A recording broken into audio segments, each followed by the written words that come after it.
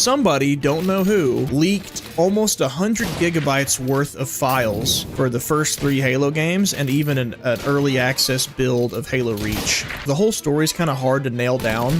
There's just so many tweets from so many people that give a bunch of different pieces to this puzzle. Did you see that they released the old footage of Halo when it was third person and you can play it? Yes. The only reason that was playable was thanks to a team of volunteers called DigSite. And what they did was they went through old Halo games and files provided to them to restore old or cut Halo content to make it playable for the community. Like there was a level from Halo 3 that was cut, Halo 2's E3 demo was restored, cut content from Halo 2 that's been restored. They agreed to do it for free from all indications. However, it got to a point where the work was too much. People were having to treat it like full-time jobs and weren't being paid to do it. So now the situation is twofold. One side of the coin, all that old content is now out and anybody who knows how to mess with it can mess with it. That's the good part. No more waiting on a team of overworked and unpaid people to finish it. The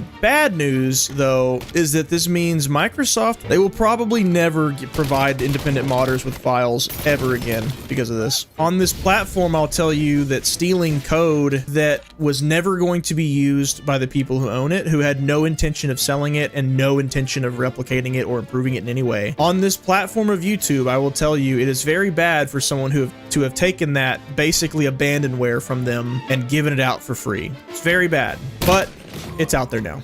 So the DigSite team goes without saying, they're done. As far as people volunteering to do free work, I would say they don't get to be upset when they don't get paid for what they agreed to. However, I fully understand if maybe it started to get too intensive or maybe they were being asked to do more than they thought they would. And then they go, we would kind of like to be paid now. And then Microsoft or Halo Studios or whoever's like, nah, we're not gonna do that. At that point, then I'm like, okay, yeah, you're fully justified in being disgruntled. And just quit though, you know, just quit. But it's passion, you know, it's passion that drives people like DigSite to do what they did. And to just abandon all of that old unreleased Halo content that people have not been able to access for decades, it would have been sad to see. So I can understand why they didn't. It made it more clear and more apparent.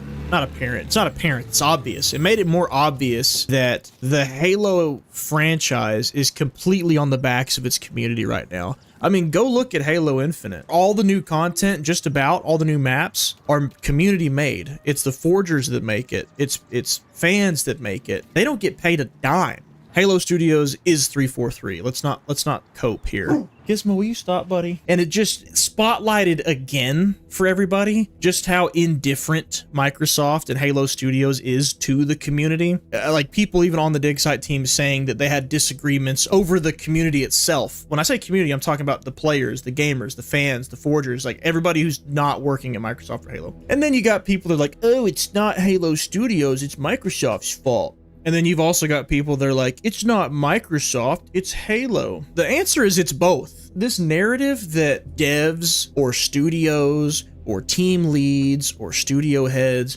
are never responsible for anything that goes wrong with a game. It's always the publisher's fault. It's always the parent company's fault. All that does is just dodge accountability for people that do a bad job. Have y'all ever hired someone in your life? The reason you hire someone is to do a job, perform tasks. Sometimes they don't do the task well. It happens. I'm not saying that blanket statement, it's always the little guy's fault. I'm not saying that. I am saying that it's not always the big guy's fault too, though. 12 years since we've gotten a completed Halo game on launch. 12. That's when Halo 4 came out. And people have been in and out of 343, now called Halo Studios. And this stuff with DigSite was continuing to happen even after the rebrand. So I've been saying it for weeks. If you really think that the name change to Halo Studios is anything more than a PR stunt, you are nuts. It doesn't mean a thing.